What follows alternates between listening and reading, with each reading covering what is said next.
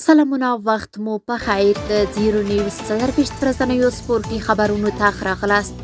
شنبه ده د 1404 هجري لمریز کال د لندۍ 22 او د 2015 زیږدیز کال د ډسمبر 14 ده. مننه چې له موږ سره یاست. زموږ پاڼې هرومرو خوښې کړئ. لومړی خبر ده چې له 19 کلونو کم عمره افغان لوبډلې خپله لومړۍ لوبه بنګلادیش ته وبایلله. افغان لوبډلې بنګلادیش لوبډلې ته 204 منډې هدف ټاکلی و چې په مقابل کې بنګلادیش یاد هدف 49 اور کې پوره او افغان لوبډلې ته یې د 3 ویکټو په توپیر ماتې ورکړه.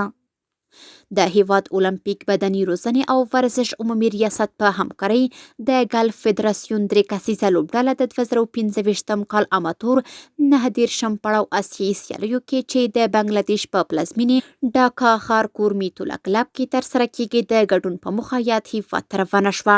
په یادو سیالیو کې د هیواد په استازولۍ د ګلف فدراسیون سکرټر جنرال احمد مرتضی حبیبیار د لوبډلې د منیجر په توګه نور احمد فاضل او حشمت الله سربري د لوبغاړو په توګه ګډون کوي. ټاکل شوې ده چې په دغو سیالیو کې پر افغانستان سربیره پاکستان، چین، بوتان، نیپال، سریلانکا، تایلند، هندوستان، سویلي کوریا، ویتنام، هانګ کانګ او کوربه بنګلادیش هیوادونه ګډون وکړي چې د روانې میلادي میاشتې پر 14 پیل او تر 19 نیټې به دوام ومومي. یما پټرول د افغانستان وزلو بیلیک 15 لوبه کندوزي چپاندازانو وګټله.